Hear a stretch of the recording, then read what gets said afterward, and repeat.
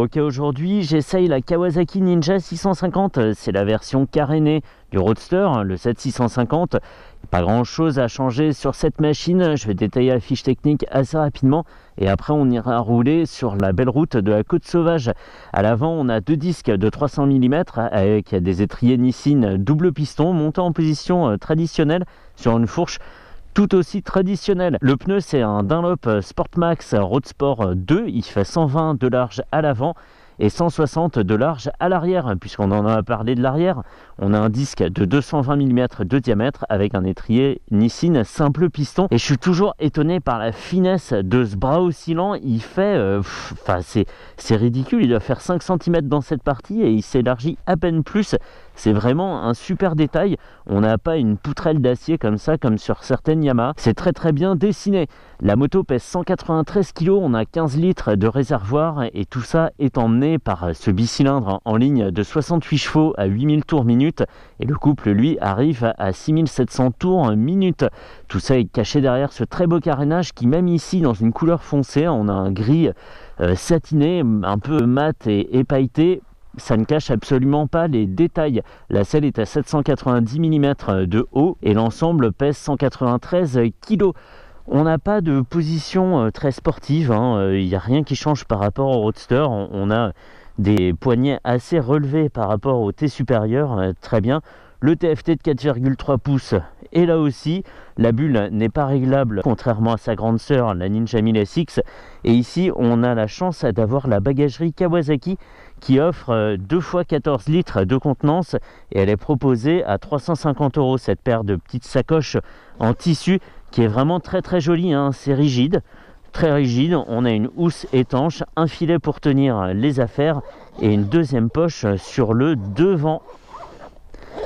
Et ça se manipule très facilement puisqu'on a juste une sangle à enlever, relever la sacoche, la baisser et on peut partir avec. Et ça laisse pas un support si vilain que ça et en plus ça ne gêne absolument pas pour monter sur la moto. Et quand on est en passager, on a simplement le derrière de la cheville qui vient en appui sur cette partie-là, mais c'est pas gênant non plus, on n'a pas changé sa position sur la selle quand on a les valises. Ça ne fait pas de différence avec ou sans valise.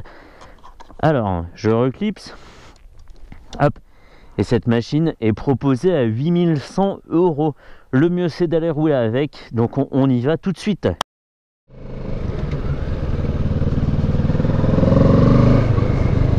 Bon allez, avant d'atteindre la Côte Sauvage, on va faire un petit crochet par la voie express pour voir comment elle se comporte et quelle protection elle apporte à allure un petit peu soutenue.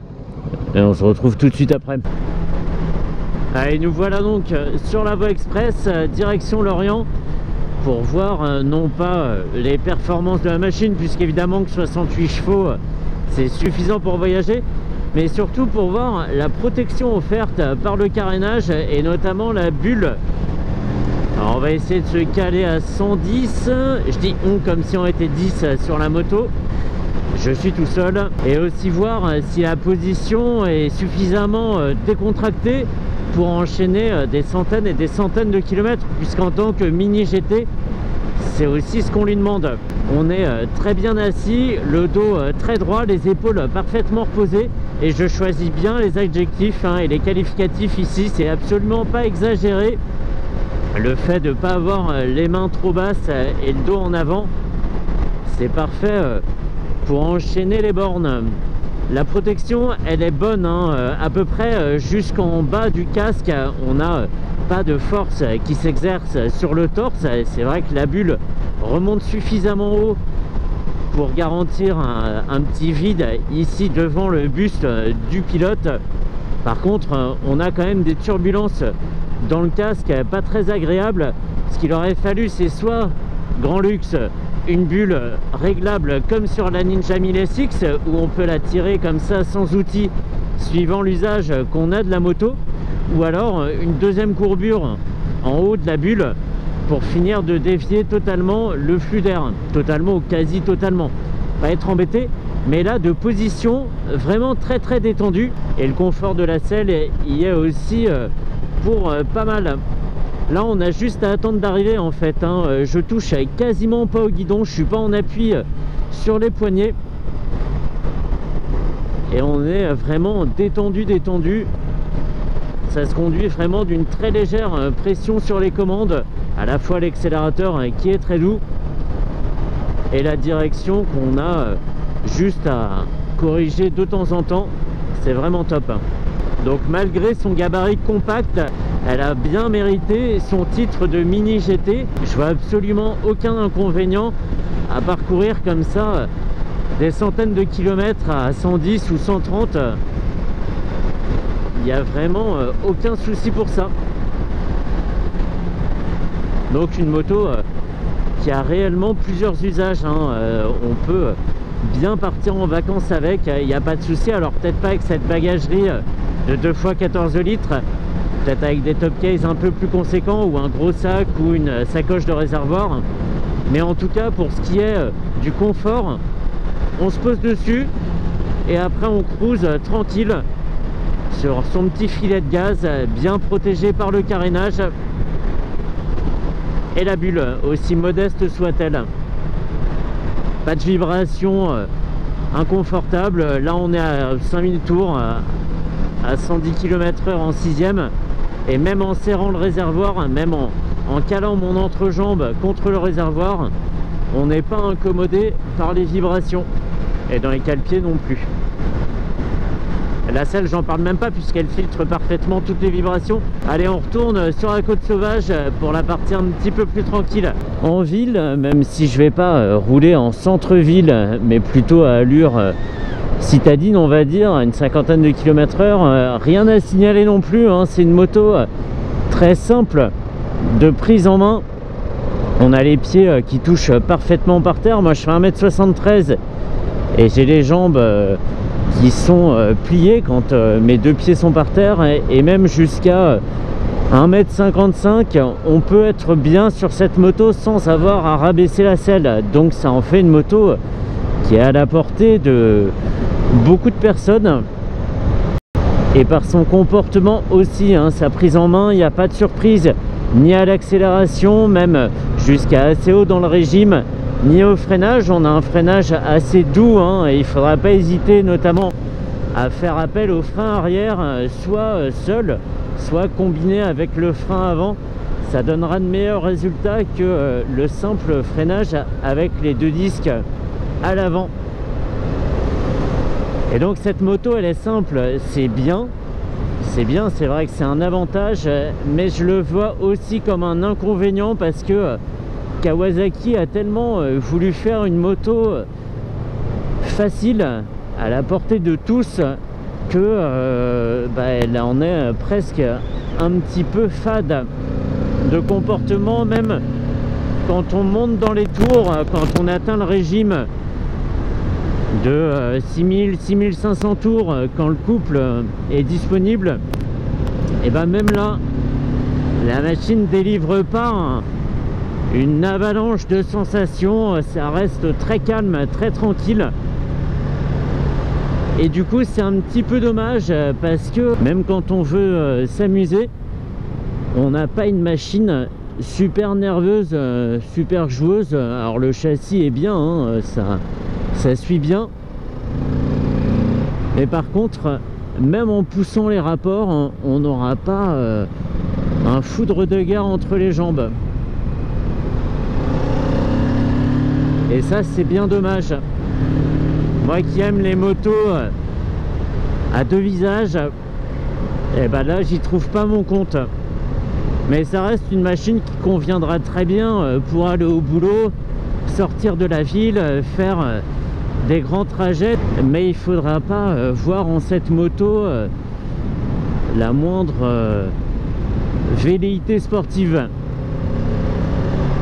Même en cravache en dur, c'est compliqué d'en tirer quelque chose. Elle a au moins un avantage par rapport à la Z650, c'est son gabarit qui est plus valorisant avec les carénages, mais en dessous ça reste bien la même moto, un petit peu placide.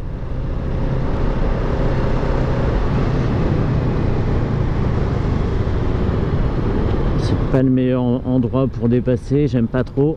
Hop, c'est bien, pour une fois qu'il n'y a pas de sable en dessous.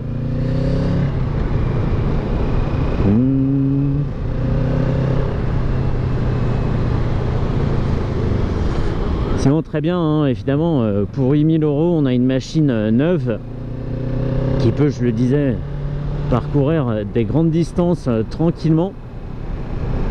Donc c'est vrai que ça fait quand même réfléchir. On peut peut-être faire l'impasse sur les performances pour un prix pareil. Si on veut plus, on casse sa tirelire et on achète la Ninja 1000 SX, qui en prise de main est pas beaucoup plus compliquée, hein, mais qui a la souplesse et la puissance de son gros 4 cylindres à 1000 cm3.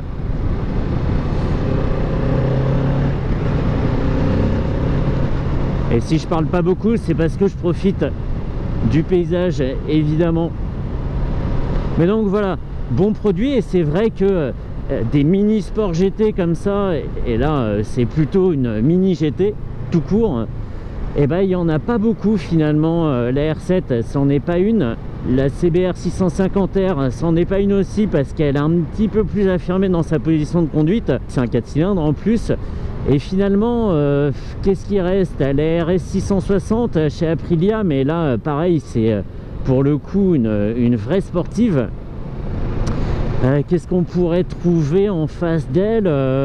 Chez Suzuki, il n'y en a pas. Il faudrait qu'il y ait une SV 650 GT par exemple. Ça pourrait être une concurrente, mais elle n'existe pas. Donc finalement, il n'y a pas énorme de concurrence. Sympa la petite sub avec les planches de surf sur le toit, ça le fait bien. Il n'y a pas vraiment de concurrence. Déjà que les GT, ça court pas les rues. Alors les mini GT, c'est encore plus rare, évidemment. Et rien que pour ça, elle est très bien cette machine. C'est fou quand même que le segment des GT soit devenu une niche comme ça. On n'a pas vu venir le truc, et les trails ont complètement submergé le marché. Bon. En tout cas, je suis bien content. Là, je roule sans y penser. C'est un peu comme si j'étais sur une Honda, avec ce côté un peu magique de la prise en main instantanée.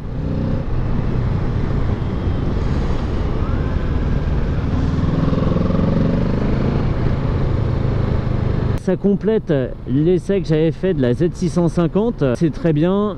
C'était comme un peu une piqûre de rappel, et on sait maintenant que le carénage, même s'il n'est pas très étroit et que la bulle n'est pas très haute, offre quand même une protection très suffisante sur autoroute. Largement de quoi ne pas être fatigué sur des longues distances. Donc c'est très bien. Je vais faire demi-tour quelque part ici, moi je pense, hein. Voilà, terminé.